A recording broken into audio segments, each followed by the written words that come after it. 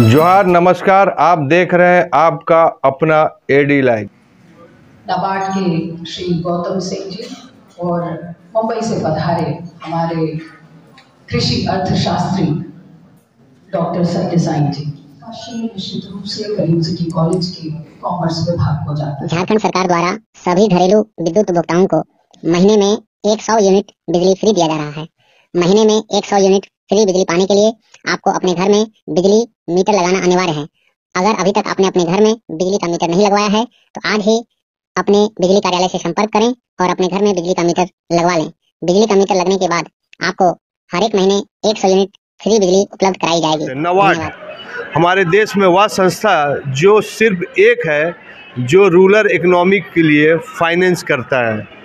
अभी कॉन्फ्रेंस में गवर्नर साहब थे, इन्हीं का भी मैंने भाषण सुना। इन्होंने बहुत अच्छा बोला कि आज के देश में यूक्रेन और रसिया में जो सबसे अधिक युद्ध हो रहा है वो ड्रोन टेक्नोलॉजी हो रहा है, जिसमें टेक्नोलॉजी इतना हाई हो चुका है कि कब रसिया जीत रहा है, कब यूक्रेन जीत रहा है, और इसका ड्यू टू काम है ड्रोन।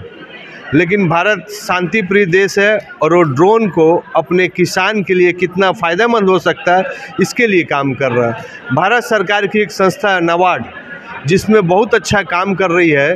वह ड्रोन टेक्नोलॉजी किसान को ट्रेनिंग दे रही है। सूचना सभी लोग ध्यान देंगे। जिनका जिनका बिजली का बिल बाकी है उनका कनेक्शन विभाग द्वारा अभियान चलाकर काटा जा रहा है। अगर आपका भी बिजली का बिल बाकी है तो इसे जमा कर दें, अन्यथा विभाग द्वारा आपका कनेक्शन भी काट दिया जाएगा। अगर आपका बिजली का बिल ज़्यादा बाकी है और एक बार में पूरा भुगतान नहीं कर सकते हैं तो आप किस्त में भी अपने बकाये बिजली बिल को जमा कर सकते हैं। तो कनेक्शन कटने का इंतजार ना करें और आज ही अपने बकाये का।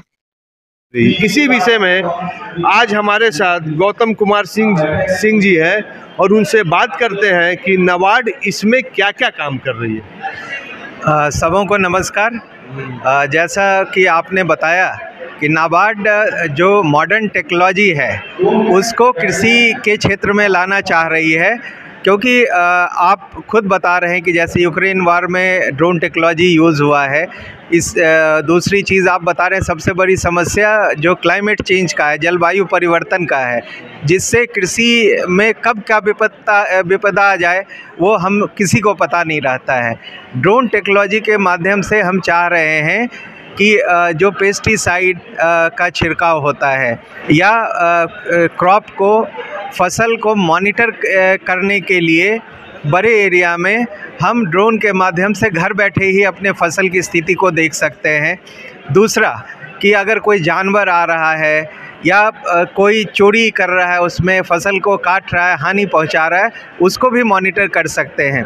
झारखंड में हम लोगों ने एक प्लान किया हुआ है कि जो कृषक उत्पादक समूह हैं यहाँ पे, उनके प्रतिनिधियों को हम ड्रोन की प्रशिक्षण देंगे और बैंक ऋण के माध्यम से ड्रोन खरीदने में भी मदद करेंगे। उसमें कुछ मदद नाबार्ड के माध्यम से भी हम लोग करना चाहेंगे और ये इसी वित्तीय वर्ष में हम लोग प्लान कर रहे हैं। इसके अलावा तकनीक का उपयोग के लिए हमने वेदर में जो चेंजेस आता है, आगे आने वाले 5-6 दिन में कैसा टेम्परेचर जाने वाला है और उस टेम्परेचर चेंज के कारण क्या फसल में कीड़ा लगने वाला है, और उसके लिए हम तकनीक के माध्यम से किसानों को एडवाइजरी देते हैं। उनके मोबाइल पे मैसेज जा रहा है और ये इफ़को नाम की जो संस्था है उसको नाबार्ड ने सपोर्ट किया है और हजारीबाग में हम ये पायलट प्रोजेक्ट चला रहे हैं। अगर ये सफल होता है तो हम चाहेंगे ये बड़े पैमाने पे झारखंड के किसान अपनाएं। इससे बहुत हद तक हमको जो फसल में क्षति होती है क्लाइमेट चेंज के कारण, जलवायु परिवर्तन के कारण, उसमें भी मदद मिलेगा कि हम क्षति को कम करें।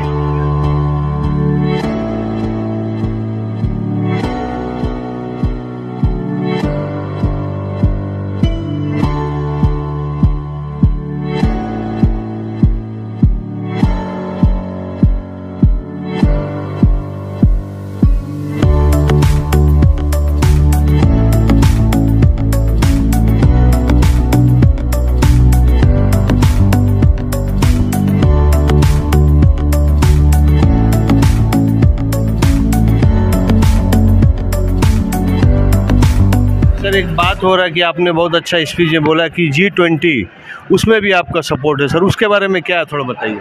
G20 की अध्यक्षता भारत को 1 साल के लिए मिला है 1 दिसंबर 2022 से, और नाबार्ड को वित्त मंत्रालय जो DEA है, डिपार्टमेंट ऑफ इकोनॉमिक अफेयर्स ने वित्तीय समावेशन के लिए नॉलेज पार्टनर के रूप में चुना है। इसमें हमारी भूमिका ये होगी कि जिस क्षेत्र में भी, जैसे रांची में मार्च में प्रस्तावित है G20 की एक बैठक, जिसमें विश्व के कई देशों से जो G20 मेंबर्स देश हैं उनके प्रतिनिधि यहाँ आएंगे, तो उसमें जो इनोवेटिव नवोन्मेषी प्रयोग हुए हैं वित्तीय समावेशन के लिए, यानी कि सोशल सिक्योरिटी स्कीम के लिए, जो सबसे गरीब तबके के लोग हैं उनके आजीविका प्रोवाइड करने के लिए जो प्रयास बैंकों ने या नाबार्ड ने या सरकार ने किया हुआ, चाहे वो राज्य सरकार हो या केंद्र सरकार हो, उन प्रयासों को हम वहाँ पे शोकेस करेंगे। अभी जैसे कलकत्ता में होना है, वहाँ पे भी हम लोग शोकेस कर रहे हैं ऑडियो वीडियो विजुअल के माध्यम से, और डेलीगेट्स को हम लोग फील्ड में ले जाके जिन्होंने अपने गरीबी को दूर किया है, कोई इंटरप्राइज सेटअप किया है और विपत्ति के समय में जो सोशल सिक्योरिटी स्कीम से लाभ लिया है, वो इंटरेक्शन कराएंगे, जिससे यहाँ के अच्छे पहलुओं को वो अपने देश में वापस जाके उस मॉडल को अपना सके। सर नाबार्ड बहुत बड़ी संस्था है और हमको लगता है कि आपका श्वेत क्रांति और जिस प्रकार हरित क्रांति हुआ था उस प्रकार का कोई स्कीम में अभी government finance minister, government PM office या इस प्रकार कुछ प्रोजेक्ट में काम हो रहा है सर? देखिए, नाबार्ड जैसा आप जानते हैं कि पूरे रूप से भारत सरकार की ही संस्था है, और सरकार की जो भी महत्वाकांक्षी योजना है कृषि और ग्रामीण विकास से संबंधित, उसमें नाबार्ड को जोड़ा जाता है। अभी जो हमारी महत्वाकांक्षी योजना चल रही है, एक तो कृषक उत्पादक समूह, पूरे देश में 10,000 FPO बनाना है, और हमारा प्लान है, भारत सरकार का प्लान है कि हर एक ब्लॉक में कम से कम एक कृषक उत्पादक समूह हो, जिससे कि किसानों को व्यापार करना सिखाए, कृषि को हम व्यापार के रूप में देखें। इस काम में नाबार्ड ने अहम भूमिका निभाई है। सर ऐसा कोई व्हीकल या ऐसा कोई कोल्ड हाउस या जो फल और सब्जी को रखा जा सकते, फूड प्रोसेसिंग, ऐसे कोई प्रस्ताव कोई आया है सर? या इसके बारे में अगर आपके पास कुछ प्रस्ताव है कि बैंक उसमें आगे बढ़ चढ़ के काम करेगा, उसके बारे में कुछ है तो बताइए। पटमदा आपने कहा, वहाँ नाबार्ड ने भी कई पायलट स्कीम्स चलाए हैं नेचुरल फार्मिंग के लिए, मल्टी लेयर फार्मिंग के लिए, जिसमें सब्जी उत्पादन है, नए फसल जैसे परवल जैसे फसल को वहाँ इंट्रोड्यूस नाबार्ड ने पायलट के रूप में चलाया है। इसके अलावा हम लोग इंटीग्रेटेड फार्मिंग सिस्टम, जिसमें कि एक ही खेत में 1 एकड़ का अगर मॉडल है तो अलग अलग फसल, और साथ में हम लोग बकरी, गाय या मुर्गी पालन भी बताते हैं। और जो आपने कृषि प्रसंस्करण के लिए कहा, मैंने अपने स्पीच में भी कहा था कि नाबार्ड मेगा फूड पार्क और एग्रो प्रोसेसिंग क्लस्टर, अगर ministry of food processing government of India का अगर स्वीकृत है झारखंड में, तो नाबार्ड वहाँ डायरेक्ट फाइनेंसिंग करती है, और किसी भी चीज़ में नाबार्ड डायरेक्ट किसानों को या किसी उद्यमी को फाइनेंस नहीं करता है। लेकिन अगर मेगा फूड पार्क और एग्रो प्रोसेसिंग क्लस्टर अगर स्वीकृत है मिनिस्ट्री ऑफ फूड प्रोसेसिंग से, तो नाबार्ड उसमें फाइनेंस कर सकता है। भारत सरकार की सब्सिडी भी उसमें है। इसके अलावा कोल्ड स्टोरेज के लिए भारत सरकार की योजना है, एग्री इंफ्रास्ट्रक्चर फंड हमने कहा, जिसमें फार्म गेट यानी कि खेत के नज़दीक जिसमें कि प्रोसेसिंग नहीं हो, प्राइमरी प्रोसेसिंग, जैसे आलू हमने उपजाया या सब सॉर्टिंग के लिए, हाँ, सॉर्टिंग, ग्रेडिंग और उसको कोल्ड स्टोरेज में रखने के लिए, उस इंफ्रास्ट्रक्चर के लिए बैंक फाइनेंस करती है, और सब्सिडी अवेलेबल है भारत सरकार की। साथ में एग्री इंफ्रास्ट्रक्चर फंड में इंटरेस्ट पे भी छूट है, और ये स्कीम में नाबार्ड भी जुड़ा हुआ है। जो ज़िले लेवल की कमेटी होती है, हमारे ज़िला विकास प्रबंधक, उसमें मेंबर सचिव रहते हैं और DC जो है अध्यक्ष रहते हैं इस योजना में। लेकिन दुर्भाग्यवश इस राज्य में ये स्कीम पिकअप नहीं कर पाया है। और जो कारण बताया जाता है वो यहाँ जो हमारा लैंड का एक्ट है, चाहे CNT एक्ट हो, छोटा नागपुर टेनेंसी एक्ट, या संथाल परगना टेनेंसी एक्ट, जिसमें कि किसानों को लैंड के ओनरशिप की प्रॉब्लम आती है, जिसके कारण से इस स्कीम को पिकअप नहीं। सर एक जो बड़ी चीज़ है कि सर दो चीज़ें, कि एक तो सर सिंचाई के लिए इरिगेशन सिस्टम, और दूसरी चीज़ है कि सर आपको नाबार्ड के लिए सर मार्केटिंग के लिए कुछ जोड़ा है। ई नाम जो है, जिसमें इलेक्ट्रॉनिक मार्केटिंग होता है, देश में किसी भी मंडी से उस अनाज को ख़रीदा जा सकता है, उससे भी जोड़ा है। इसके अलावा भारत सरकार की संस्था जो CSC देती है, हमारे 80% FPO यहाँ पे CSC के भी सदस्य हैं। हम विभिन्न जगह पे देश में या राज्य में भी मार्केटिंग इवेंट्स को में स्पॉन्सरशिप भी देते हैं, और नाबार्ड स्वयं भी करता है।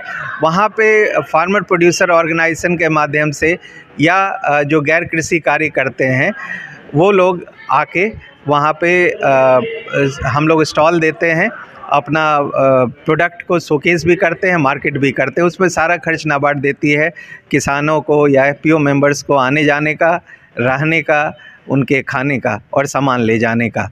इसके अलावा हम हर एक ज़िले या ब्लॉक स्तर पे अगर FPO के सदस्य चाहें तो वो बैंक से लोन ले, मोबाइल वैन के लिए, व्हीकल के लिए, जिसमें वो अपने प्रोड्यूस को ले जाके मार्केट में बेच पाए। उसमें 50% जो है नाबार्ड अपने तरफ से देता है, 6 लाख तक का सपोर्ट देता है।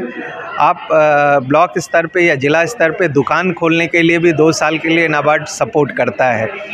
हम कई प्राइवेट जो मार्केट्स एग्रीटेक हैं, एग्री कंपनियां हैं, उनको भी बुला के FPO के से जोड़ते हैं। जैसे आपके हमारे झारखंड में फल और सब्जी खास करके काफ़ी अच्छे क्वालिटी का और ऑलमोस्ट नेचुरल तरीके से उपजाया जाता है, जिसमें रसायन मुक्त होता है वो, उसको भी बाज़ार उपलब्ध कराने के लिए कई प्राइवेट प्लेयर्स से हमने इसको जोड़ा। कई स्टार्टअप आए हैं और इनका बैठक भी हमने किया हुआ है। सर कोई स्टार्टअप काम करना चाहेगा सर, तो उसके लिए आप सपोर्ट मिलेगा? उसके लिए हमारा नाबार्ड से सपोर्ट है। हम जो यूनिवर्सिटीज़ होती हैं, कृषि विश्वविद्यालय या ICR की इंस्टीट्यूट है, इंजीनियरिंग कॉलेज है, वो हमसे रूरल इनक्यूबेशन सेंटर के लिए सपोर्ट ले सकता है, जहां उस तरह के एंटरप्रेन्योर जो स्टार्टअप स्टार्ट करना चाहते हैं वो इनक्यूबेट कर सकते हैं। इसके अलावा इनक्यूबेटी के लिए भी हमारे यहाँ से सपोर्ट है, लेकिन वो इनक्यूबेशन सेंटर के माध्यम से डायरेक्ट नहीं है, और हमारी एक सब्सिडरी है, उसके माध्यम से हम डायरेक्ट स्टार्टअप को भी सपोर्ट करते हैं। नाबार्ड का चेक बुक रखा हुआ है किसान के लिए, आप उसमें अपना नाम लिखिए और फाइनेंस लीजिए। फाइनेंस लेने के बाद नाबार्ड आपको मार्केटिंग, सपोर्टिंग सभी तरह का सपोर्ट करेगा।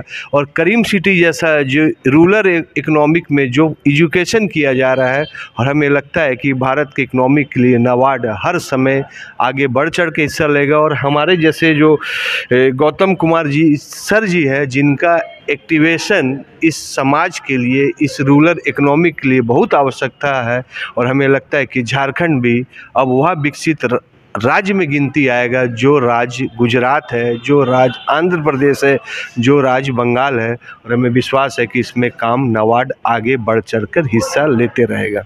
AD लाइव का वीडियो को शेयर कीजिए, लाइक कीजिए। AD लाइव की पूरी टीम की ओर से सभी को धन्यवाद।